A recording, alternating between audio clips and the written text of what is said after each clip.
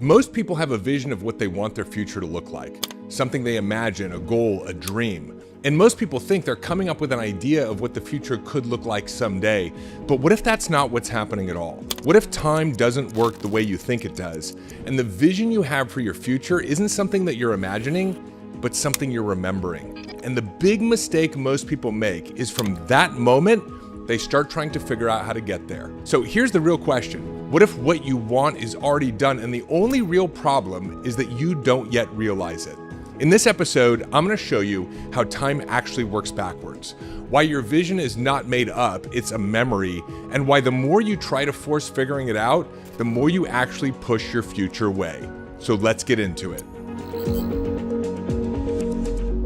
All right, guys, so most people, I think it's really common, think that a vision or a hunch or an inspiration is something that they're inventing or creating. But if we look to the great mystics and the teachers, what they said was that everything that has ever happened has already occurred. In other words, creation is finished, and you're just waiting for that which you desire to materialize into your reality. And they said that the key to unlocking that future is to align yourself with the outcome that's already there. Now, I'm gonna explain this word salad for you and start with a story. There's a great movie called Arrival, where Amy Adams, she's the actress, she plays a linguist who's brought in by the government to learn how to communicate with an alien species. And what's fascinating is that their language isn't linear. It doesn't move from beginning to end in a sentence like ours does. They speak in symbols, and each symbol they use contains the entire message all at once, the past, the present, and the future. And so what happens is that as she starts to learn their language, something unexpected occurs. She doesn't start predicting the future, she actually starts remembering it. Because her mind is no longer processing time as a straight line, it's processing it as something that already exists in full. Now I want you to sit with this for a second, okay? If time isn't strictly linear, then it's not unreasonable to consider that the vision that you have for your life, the moment where you can see it clearly, isn't something that you're inventing, it's something that you're becoming aware of that already exists. So if that's true, then the game isn't figuring out how to get there, it's learning how to relate to the version of you that you must become in order for that future to become a reality here and now. Now, here's a writer downer. The future isn't something that you create, it's something that you become aware of.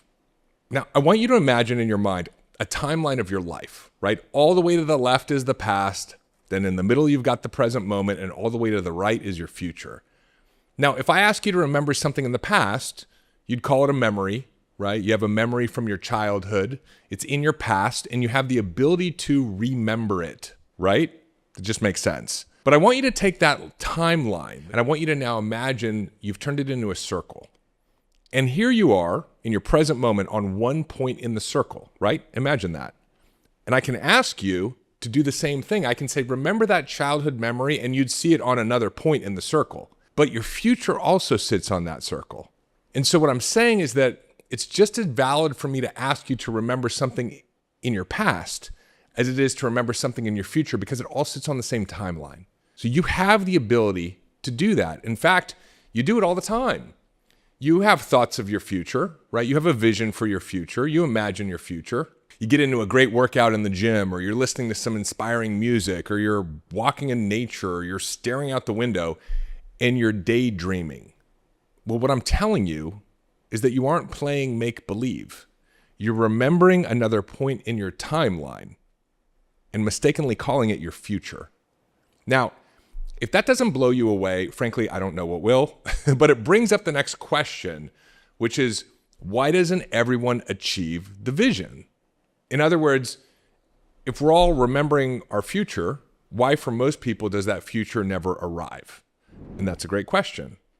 Here's the answer. The reason why most people don't ever materialize or experience in the present moment that point in their timeline is because of the way that we've been taught to achieve goals. So rather than going, holy shit, I just remembered my future, and then from that moment, living in anticipation and excitement around what you just saw, most people immediately move into the one thing that can negatively alter their timeline. They start trying to figure it out. I want you to think about this for a moment. there are two possible versions of you right now. There's much more than that, but let's imagine there are two possible versions of you right now. There's the version of you that knows that what you want is already done. It exists on your timeline.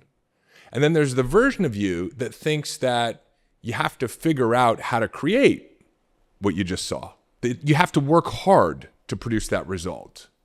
That you can't achieve that result because it seems too far-fetched, right? That person is the person who does not have the result versus the person who believes the result is already done.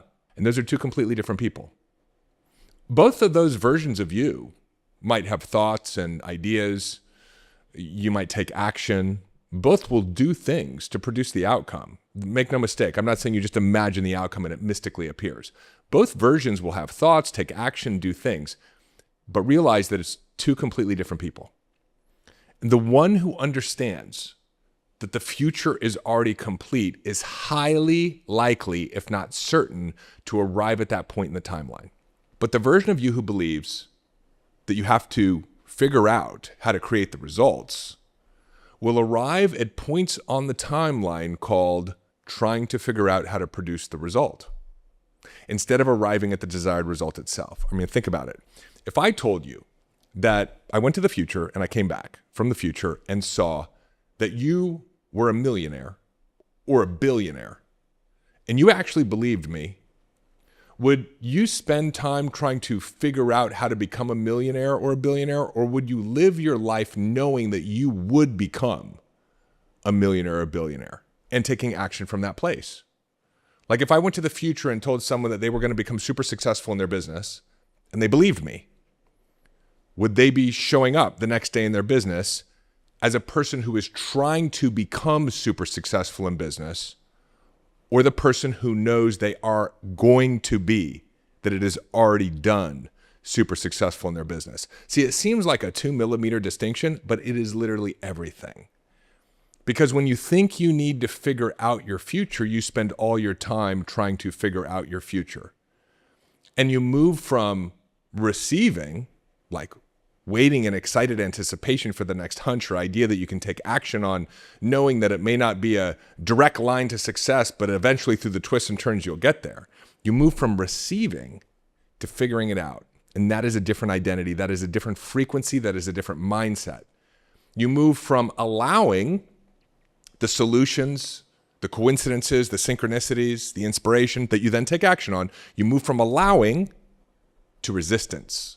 Right? Rather than going downstream, you're swimming upstream. And so you shift from anticipating the outcome to living in the gap. And so most people never get to that point on the timeline called outcome. They visit lots of different points called not yet quite there. That's the gap.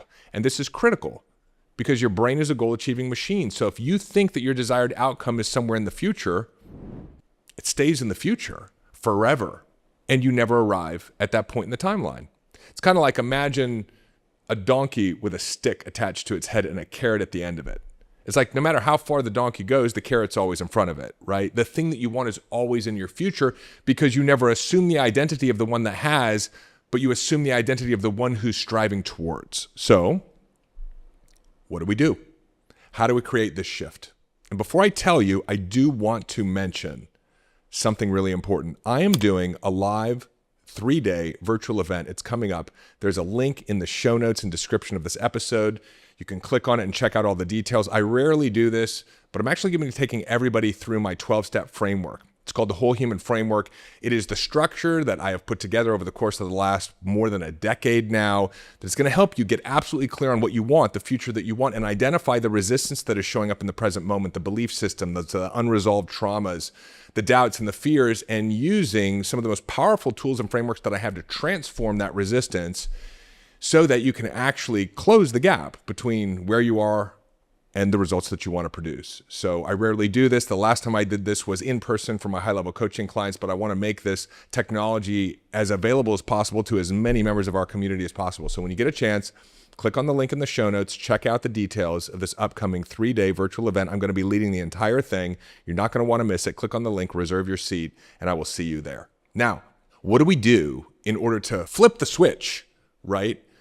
so that we can embody the knowingness now rather than living in the gap of someone who strives towards the result. The first foremost thing is we have to understand that our inspirations are not made up. They are memory. That's why I wanted to explain to you how this works. We must know that in that moment, we've tuned into another point on the timeline, and we must step into the identity of the person who knows that we already are and we already have the thing desired. This doesn't mean that, again, that we don't take action, but we take action from the identity of the knowingness that what we want already exists, it already is, and from that identity, we are functioning in the present moment with non-resistance. If you already know that your future is an inevitability, you do not bring resistance into the present moment. And so now you are operating in the most powerful state that you can operate from, which is non-resistance. One of the most powerful distinctions in all of personal growth is this equation. It's also a writer-downer. Desire plus non-resistance equals desired result. I'm going to repeat that one more time. Desire plus non-resistance equals desired result. And what this says is that if you have a desire to make more money, to be more successful in business, to overcome your anxiety, to get out of your depression, to find your soulmate, to have a better relationship with the person that you're with, whatever it is, a desire, it could be anything. The key to producing that desire in your life, the desired result, is non-resistance. It's not hustle, it's not grind, it's not having enough money, it's not having enough time, it's not controlling your external circumstances, it's not doing things perfectly. It's none of the plays that we run in our life on a day-to-day basis. The key is non-resistance. And so thinking that our vision or our inspiration is just an idea and that we need to figure out how to get from here to there is the resistance.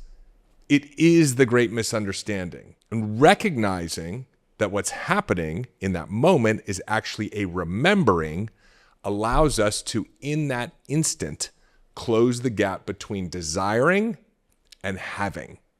And it is that moment, it is that shift in perspective that is a shift in identity. It's literally a transformation in who you are, how you perceive reality, how you perceive yourself. And that is the key to achieving whatever it is that you want. That's what the great mystics meant when they said all of creation is already finished. And the key to materializing what version of creation you want into your present moment is to align yourself with that outcome. Now, again, will you take action? Yes, of course. You want a successful business, you're going to look back and go, I did all these things to produce the result. You know, you want to meet your soulmate, you'll go, well, this is how it happened. You want to get healthy, you'll say, well, this is how it occurred. Will there be challenges? For sure. It's not a straight line. But if you can hold the knowing, like if you can stay loyal to the vision, as the great mystic Neville Goddard said, right? Stay loyal to that point on the timeline that you've accessed, it'll occur, right? That's why Jesus said, all things come to he that believeth. Your present moment must evolve into that timeline point if you're willing to hold the vision and the identity while taking daily action in relationship to it. Note that I didn't say daily action towards it because that's linear thinking, but daily action in relationship to it. It must materialize. So look, if this landed for you, again, just a reminder, I've got my upcoming live virtual 3-day event coming up here shortly. All the details are in the description of this episode. You can click on the link, check it out, make sure you carve out the dates, clear out your calendar, and save your seat. This is how we actually take everything that we've been talking about, not only on this episode, but all the episodes on this channel, and do the most important thing, which is integrate it into our reality, to take the knowledge and to actually rewire our brains so that we can re-engineer our reality. That's coming up here shortly. I would love for you to join me and hundreds of other members of our community in that 3-day virtual event. If you haven't yet, oh my gosh, subscribe. Like, be a part of this community. Make sure you get the notifications when we come out with a new episode on this channel, because you know what? We're all growing together. We're healing together. We're creating a new system together. We're walking together. This is not a do-it-yourself project. It is do it with others. And the best thing you can do is subscribe to be a part of that movement with me and with us. I love you so much. Thank you for bringing your energy, your soul, your spirit, your intuitions, your ideas, and every point on your timeline into this space with me. And I will see you in the next episode.